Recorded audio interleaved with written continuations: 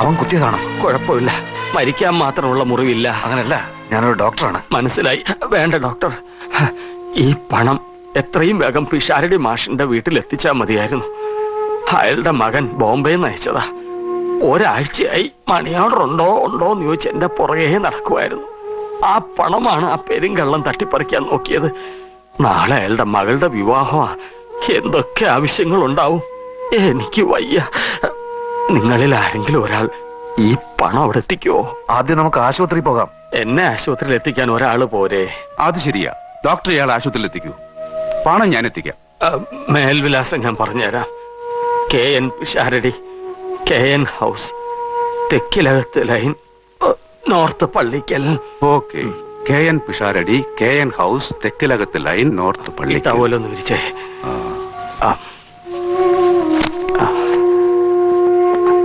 ഭദ്രമായിട്ട് സൂക്ഷിച്ചോണേ. ശരി. നിങ്ങളൊരു ബുദ്ധിയില്ലാത്ത മനുഷ്യനാണല്ലോ. പോകുന്ന വഴിക്ക് കള്ളം സംഘം ചേർന്ന് നിങ്ങൾ പരിശോധിച്ചാൽ എന്ത് ചെയ്യും? കാശ് മുഴുവൻ പോയില്ലേ? കാശ് ഇങ്ങോട്ട്. നിങ്ങളുടെ കാശുണ്ടെങ്കിൽ അതും ഇങ്ങോട്ട്. ഇങ്ങനെ പൊതിഞ്ഞ് ഇവിടെ വെക്കണം. ആരും കാണാൻ പോകുന്നില്ല. മനസ്സിലായില്ലോ? ഓക്കെ. ഉണ്ടെന്നേ. അങ്ങനെ പോയിക്കോളൂ.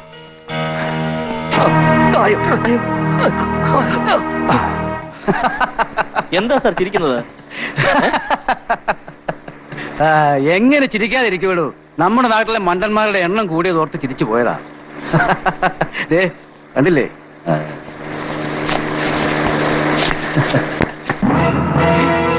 എന്റെ ഈശ്വരാ, എന്റെ പണം പോയല്ലോ. എന്റെ പണം പോയല്ലോ. എന്റെ പണം പോയല്ലോ. വണ്ടി തിരിച്ചു വിടാൻ. രാവിലെ ജലപാനം കഴിക്കാതെയായിരുന്നു ആൾമാറാട്ടം. വല്ലാത്ത ക്ഷീണം. നിനക്ക് ക്ഷീണമില്ലേ? ഒരു കത്തി ഊരടാ. ആ ഗോതമ്പ് അവൻ എടുത്തേളാ. ഇനി ആ പൊതി കഴിച്ച് അവന്റെ രൂപ എത്ര ഉണ്ടോ നോക്ക്.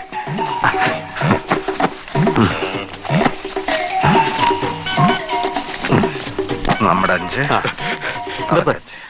ഒരു ചവിട്ട് മുഖത്ത് കനത്തൊരിടി, മുൻവശത്തെ പല ഇളകിപ്പോയി. പുറവശത്തുള്ളതുകൊണ്ട് ജീവിച്ചോ. എന്തായാലും നമ്മുടെ പ്ലാൻ വിജയിച്ചല്ലോ പ്രേമ. ആദ്യം 200 തന്നിട്ടുണ്ട്. 200. ഓക്കെ. പോക്കോ മിസ്റ്റർ പ്രേംകുമാർ. ഇനി നമ്മുടെ പരിപ്പ് ഈ നാട്ടി വേവും തോന്നുന്നില്ല. തിരിച്ചറിയുന്ന പലരെയും പലയിടത്തും വെച്ച് കണ്ടുമുട്ടേണ്ടി വരും. 1 മാസമല്ലേ ടൗണിൽ കളി തുടങ്ങിയിട്ട്. ഇനി റിസ്കാ. ഞങ്ങൾ ഉടനെ സ്ഥലം വിടുവേ. അയ്യോ, അപ്പൊ തനിക്കിവിടെ ഭാര്യ മക്കളൊക്കെ ഉള്ളതല്ലേ? ഞങ്ങള് സ്വതന്ത്രന്മാരാ. ഞങ്ങള് നഗരങ്ങളിൽ നിന്ന് നഗരങ്ങളിലേക്ക് ഇങ്ങനെ അങ്ങ് പറക്കും. ഇനി ഇവിടെ നിൽക്കുന്ന ഓരോ നിമിഷവും അപകടമാണ്. ചെയ്ത സഹായങ്ങൾക്ക് നന്ദി. ഭൂമി വരേണ്ടതാണല്ലോ. നമുക്കിനി എവിടെയെങ്കിലും വെച്ച് കാണാം. Good bye. പോ.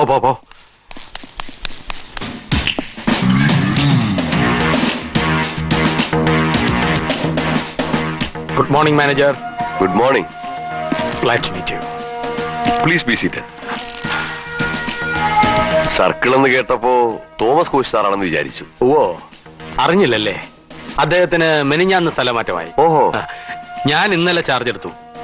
ഇന്നലെ തന്നെ സ്ഥലത്തെ പ്രധാനപ്പെട്ട ദിവ്യന്മാരെ എല്ലാം നേരിട്ട് എന്ന് പരിചയപ്പെടാൻ തുടങ്ങി. എനിക്ക് കാണണമെന്ന് പറഞ്ഞാൽ എല്ലാരും സ്റ്റേഷനിൽ എത്തിക്കൊള്ളൂന്ന് എനിക്കറിയാം. പക്ഷേ ഒരു ജനകീയ ലൈനാണ് എന്റേത്. അബ്ദുള്ള മലയുടെ അടുത്തേക്ക് വരണ്ട, മല അബ്ദുള്ളയെ തേടി ചെല്ലും.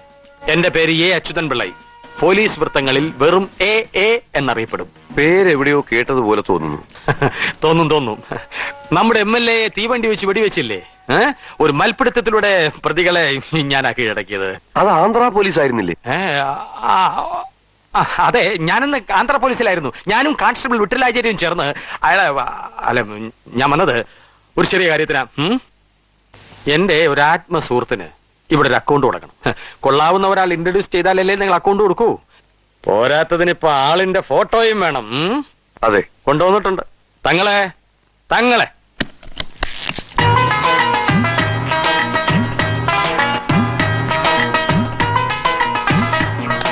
അതെ, ഇനി ഇതുപോലുള്ള നിസ്സാര കാര്യങ്ങൾക്ക് എന്നെ ഉപദ്രവിക്കരുത്.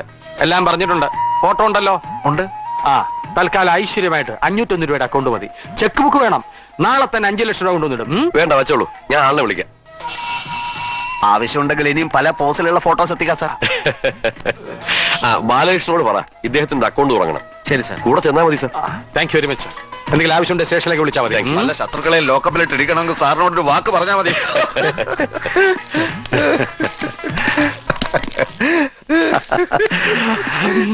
ഒരു ചാൻസ് കിട്ടി അത് ഓവറാക്കും അല്ലടാ ഫുൾ.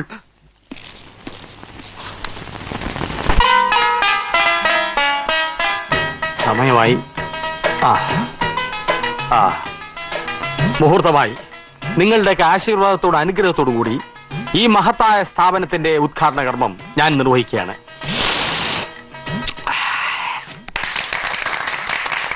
പ്രിയപ്പെട്ടവരെ, ഈ നിൽക്കുന്ന സർക്കിൾ ഇൻസ്പെക്ടർ ഒരു വലിയ മനുഷ്യനാണ്, ഒരു വലിയ മനസ്സിന്റെ ഉടമയാണ്.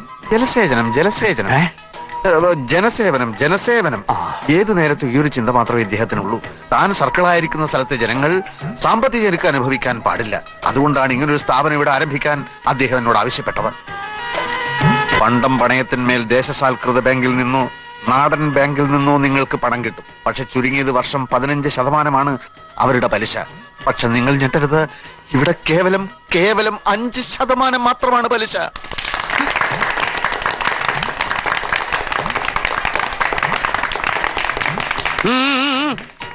പോലീസും സ്വർണ്ണപ്പണയവും തമ്മിൽ എന്ത് ബന്ധം എന്ന് നിങ്ങൾ സംശയിക്കുന്നുണ്ടാവും. ന്യായമായ സംശയമാണ്. ഞാനൊന്ന് ചോദിക്കട്ടെ, എന്താണ് പോലീസിന്റെ ജോലി? ക്രമസമാധാന പാലനം. എന്തുകൊണ്ട് ഒരു സ്ഥലത്ത് ക്രമസമാധാനം തകരുന്നു? അത് നിങ്ങൾ ആരെങ്കിലും ചിന്തിച്ചിട്ടുണ്ടോ? ഭക്ഷണം, വസ്ത്രം, പാർപ്പിടം, ഇങ്ങനെയുള്ള പ്രാഥമിക ആവശ്യങ്ങൾക്ക് പോലും പണമില്ലാതെ വലയുന്ന ഒരു ജനത എങ്ങനെ സമാധാനം പാലിക്കുമെന്നാണ് ഞാൻ ചോദിക്കുന്നത്. പട്ടിണി കൊണ്ട് വലയുന്നവനെ ലാത്തി വീശി അടിച്ചിട്ട് കാര്യമില്ല. അവന് പണം വേണം, അത് കൊടുക്കണം. കൊടുത്താൽ ക്രമസമാധാനം താനേ വരും. ബുദ്ധിയുള്ള പോലീസുകാർ അത് മനസ്സിലാക്കണം. ഞാനത് മനസ്സിലാക്കി. അതുകൊണ്ടാണ് ഈ സ്ഥാപനം ഇവിടെ തുടങ്ങാൻ എന്റെ ആത്മമിത്രമായ മോയിൻകുട്ടി തങ്ങളെ ഞാൻ ഇവിടെ വരുത്തിയത്. ഒന്നു മാത്രമേ തങ്ങളോട് ഞാൻ ആവശ്യപ്പെട്ടിരുന്നുള്ളൂ, അമിത പലിശ വാങ്ങി എന്റെ ജനങ്ങളെ പിഴിയരുത്. എന്നാൽ ഇപ്പോഴിതാ ഈ തങ്ങൾ എന്നെ ഞെട്ടിച്ചിരിക്കുന്നു. വെറും 5% അത്രേ പലിശ. നിങ്ങൾ വലിയവനാണ് തങ്ങൾ. You are great. It's alright. ഞങ്ങളുടെ ഏജന്റുമാർ വിവരം അറിയിച്ചു, നിങ്ങൾ വന്നു. ഞാനിവിടെ ഒരു കാര്യം പ്രഖ്യാപിക്കാൻ ആഗ്രഹിക്കുകയാണ്. ഈ ഉദ്ഘാടന ദിവസം തന്നെ സ്വർണം പണയം വെക്കുന്നവരിൽ നിന്ന് 5% അല്ല, വെറും 4% മാത്രമേ ഞങ്ങൾ പലിശ വാങ്ങൂ. എന്നാ തുടങ്ങാം. എങ്കിൽ ആരംഭിക്കാം. വരൂ. Queue please Q.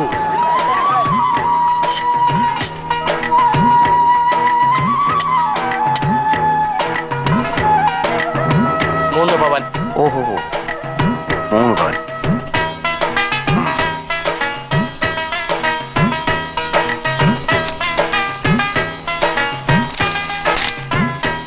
അല്ല ചെക്കോ? തങ്ങൾ പണം കൊണ്ട് നടക്കാറില്ല. 50 ലക്ഷം രൂപ ബാങ്കിൽ ഇട്ടിരിക്കുകയാണ്. ചെക്കുമായി എല്ലാവരും അങ്ങോട്ട് ചെന്നാൽ മതി. CI ആണ് പറയുന്നത്. വയ്ക്കോളൂ.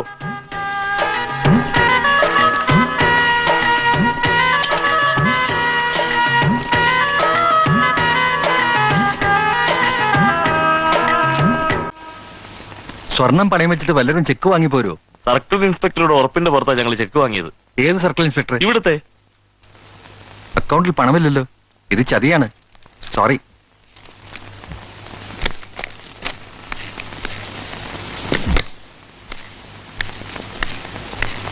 ഇന്നലെ 501 രൂപയിലെ അക്കൗണ്ട് തുടങ്ങിയല്ലോ. CIയുടെ കൂടെ വന്ന് ഒരുത്താൻ 10-20 ചെക്ക് കൊടുത്തു വിട്ടിരിക്കുക. ആളുകൾ ബഹളം വെക്കുന്നു സാർ.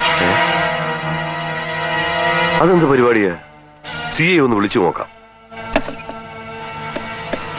ഏയ്, അങ്ങനെ സംഭവിക്കാൻ വഴിയില്ല. CI സാർ 1 മാസമായി ലീവിലാണ്. നിങ്ങളെ ആരോ പറ്റിച്ചതാണല്ലോ. എങ്കിലൊരു കാര്യം ചെയ്യൂ, ഒരു പരാതി എഴുതി തരൂ. ഞങ്ങൾ വേണമെങ്കിൽ അന്വേഷിക്കാം. Okay?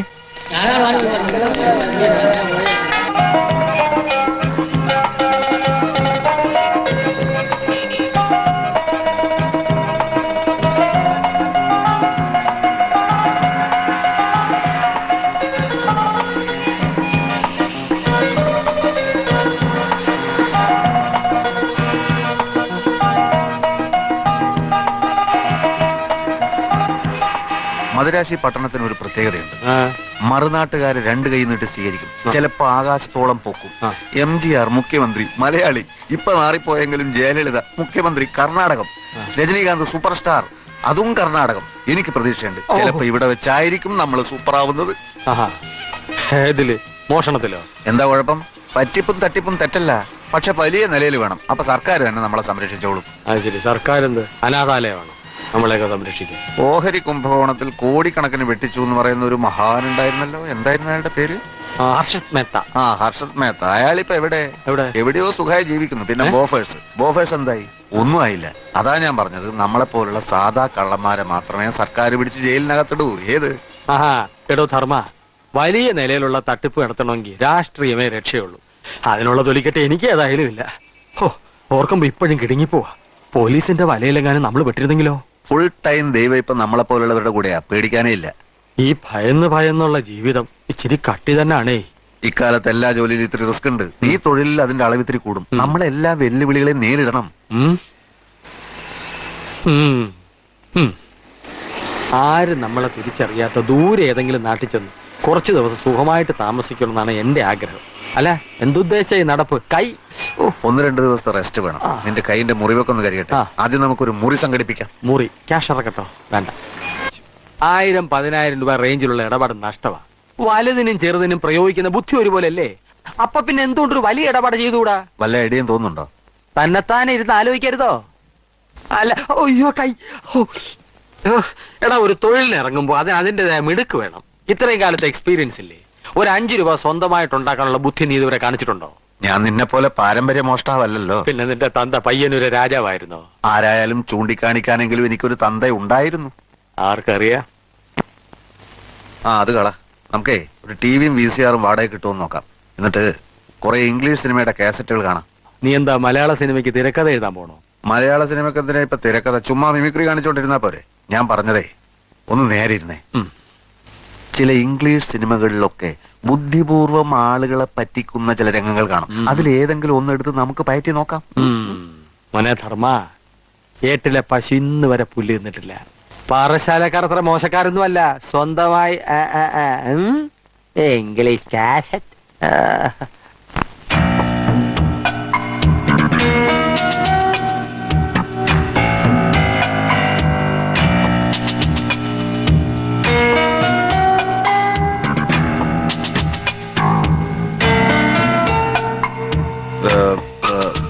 Excuse me. Yes sir. I have some precious diamonds with me. മലയാളിയാണെന്ന് തോന്നുന്നു. ഞാനും മലയാളിയാണ്. നിങ്ങളുടെ മുതലാളിയും മലയാളിയാണെന്നറിയാം. എന്റെ കയ്യിൽ വില കൂടിയ കുറച്ച് ഡയമണ്ട്സ് ഉണ്ട്. ഞാനത് വിൽക്കാൻ ആഗ്രഹിക്കുകയാണ്. പ്രൊപ്പറേറ്റർ മുറിയിലുണ്ട്. ഞാനൊന്ന് പോയി ചോദിച്ചിട്ട് വരാം sir.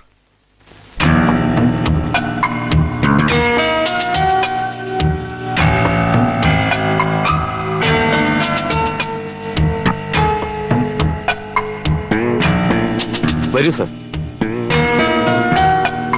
Please come. Bala, Narayanan നാരങ്ങ വിളി. ശരി sir. Good morning mister Varghese. Good morning. എന്നെ എങ്ങനെ അറിയാം? ഇവിടെ വരാറുണ്ടോ? ഇല്ല, പക്ഷേ താങ്കളെ അറിയാത്തവൻ മലയാളിയാണോ? കല്ലാട്ടുകുളങ്ങര അന്തോണിച്ചൻ മകൻ വർഗീസ് എന്നു പേരുള്ള രത്നവ്യാപാരി തന്റെ ബിസിനസിന്റെ പേര് അയൽനാട്ടിലും ഉറപ്പിച്ചിരിക്കുന്നു. എന്റെ അപ്പനെ അറിയോ? കല്ലാട്ടുളങ്ങരാണോ വീട്? അല്ല, മണ്ണാർക്കാട്ടാണ്. തൃപ്പങ്ങോട്ട് എന്ന് കേട്ടിട്ടില്ലേ? പഴയ നായർ തറവാട്. ഉവ്. ഞാൻ അവിടത്തെയാണ്. എന്റെ അച്ഛന് രത്നക്കല്ലുകൾ വലിയ പ്രിയമായിരുന്നു. വലിയൊരു ശേഖരം ഉണ്ടായിരുന്നു.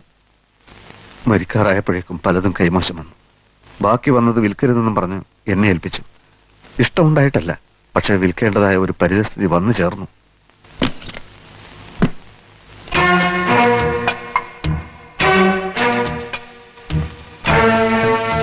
നോക്ക് നാരായണനാരെ,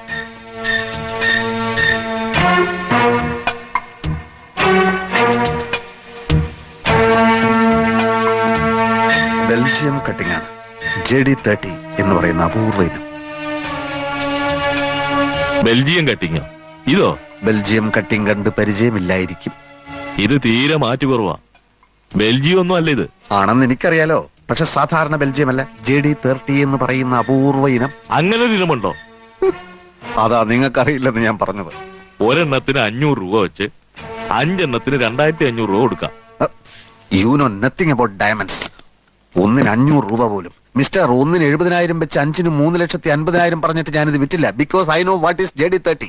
JD30യെ പറ്റി അറിയാത്തവനെ ഇതുപോലുള്ള കടകളിൽ ഇരുത്താൻ പാടില്ല സാർ. Good bye. അല്ല സാറേ, നോ, ഇയാളെന്റെ രക്തങ്ങളെ അപമാനിച്ചു, എന്നെ അപമാനിച്ചു. ഞാൻ ഇതുവരെ കേട്ടിട്ടില്ല മുതലാളി JD30. നിങ്ങൾ കേട്ടിട്ടില്ലെന്ന് വെച്ച് അങ്ങനെ ഒരു ഇനം ഉണ്ടായി കൂടുന്നുണ്ടോ? Stop please.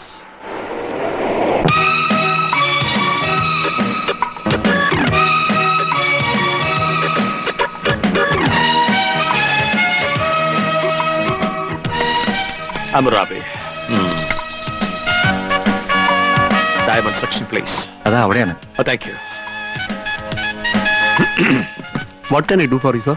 Oh my god, English കേട്ട് മടുത്തിട്ടാ മലയാളിയുടെ കടയിൽ കയറി വന്നത്. ഇവിടെ ഇംഗ്ലീഷ് ആണെങ്കിൽ ഞാനങ്ങ് പോയേക്കാം. എന്താ? Sorry sir. വീണ്ടും ഇംഗ്ലീഷ്. Sorry sir. ആണ്ടതെ പിന്നെ ഇംഗ്ലീഷ്. എന്റെ പൊന്ന് സഹോദരൻ, ഞാൻ പത്തനാപുരംകാരനാണ്, അമേരിക്കക്കാരനല്ല. അടുത്ത ആഴ്ച എന്റെ പെങ്ങളുടെ വിവാഹമാണ്.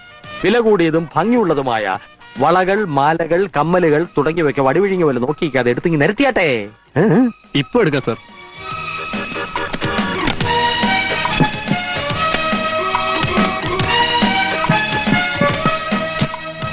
നോക്കിയേട്ടെ സാർ.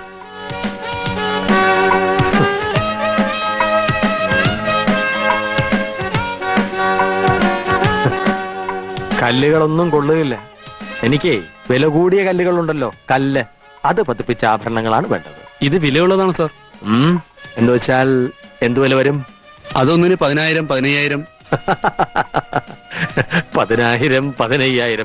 മിസ്റ്റർ, ഈ വിലയുള്ള കല്ലുകളാണ് എന്റെ പശുക്കളുടെ കഴുത്തിൽ ഞാൻ കെട്ടിക്കൊടുക്കുന്നത് മണിയായിട്ട് കിളുങ്ങാൻ. 10,000, 15,000. എന്റെ സുഹൃത്തെ, ഞാൻ ഉദ്ദേശിച്ചത് 1.5 ലക്ഷം രൂപ വിലയുള്ള രത്നങ്ങളാണ്. ബെൽജിയം കട്ടിങ്ങുണ്ടോ? JD30 ഉണ്ടോ? അത് ഇല്ല അല്ലേ? നിങ്ങളുടെ മുതലാളി ഇങ്ങ് വിളിക്കും. അല്ലെങ്കിൽ വേണ്ട, ഞാൻ കൂട്ടിന്ന് പറഞ്ഞോളാം. വെറുതെ ജുവലറി ഷോപ്പ് എന്ന് പറഞ്ഞ ആളെ വടിയാക്കരുത്. കഷ്ടം.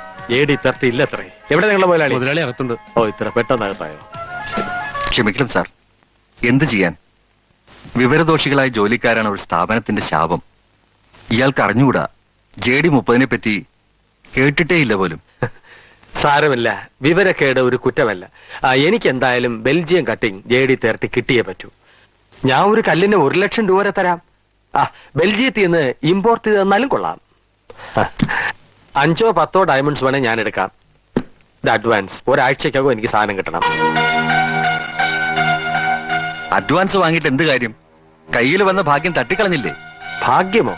തട്ടിക്കളഞ്ഞെന്നോ? അല്ല, ഒരാഴ്ചക്കകം JD30 സംഘടിപ്പിക്കാന്ന് വെച്ചാൽ എനിക്ക് തോന്നുന്നില്ല സാർ. ശ്രമിച്ചു നോക്കൂ. ഞാൻ എന്റെ കാർഡ് തരാം. കിട്ടുമോന്ന് വിളിച്ചു പറഞ്ഞേക്കൂ. അമുറാബി,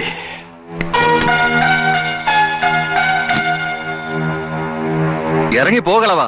ഡയമണ്ട്സിന്റെ മാസ്റ്റർ ആണത്രേ. 70,000 അയാള് തന്നേനെ. 1 ലക്ഷത്തിന് ഇയാൾക്ക് വിറ്റിരുന്നേലേ. 5 കല്ലിന് 1.5 ലക്ഷം രൂപ ഒറ്റയടിക്ക് ഇങ്ങ് പോന്നേനെ. ദ്രോഹി, പോണോ എന്റെ മുമ്പിൽ നിന്ന്? മുതലാളി, എടോ പോകാൻ. May come in sir? Yes come in. Excuse me. Yes please come in. Sorry, ഞാൻ എന്റെ കണ്ണെടുക്കാൻ മറന്നു. Sir, 1 minute. നോ, ഞാൻ ഇപ്പൊ തന്നെ ഡയമണ്ട്സ്.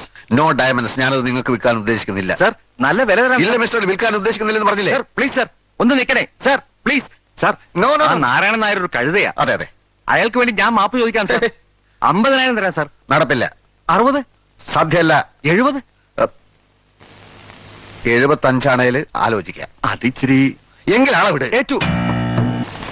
ആര് പറഞ്ഞടോ ഇന്ത്യയിൽ സോഷ്യലിസം വരത്തില്ലെന്ന്? സ്ഥിതി സമത്വമാണല്ലോ സോഷ്യലിസം.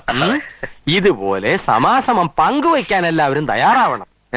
അപ്പൊ സോഷ്യലിസവും വരും, കമ്മ്യൂണിസവും വരും. പരസ്പരമുള്ള സ്നേഹം വളരും.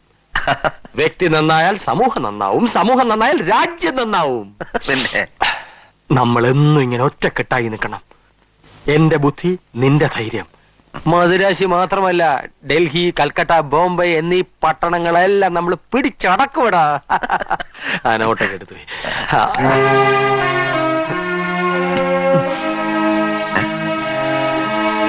നീ എന്നെ ഒരിക്കലും വിട്ടുപിരിഞ്ഞു പോയില്ലല്ലോ. അതെന്താ ആദ്യമായിട്ട് അങ്ങനെ ഒരു ചോദ്യം? ഇല്ല, ചോദിച്ചെന്നേ ഉള്ളൂ. നമുക്കിന്നൊരു കലക്ക് കലക്കണോടാ. വേഷം മാറി നീ വേഗം റെഡിയാക. ഉച്ചയൂണെന്ന് ഏതെങ്കിലും 5 സ്റ്റാർ ഹോട്ടലിലാക്കാം. ഓ വിഗ് വിഗ്. ഓ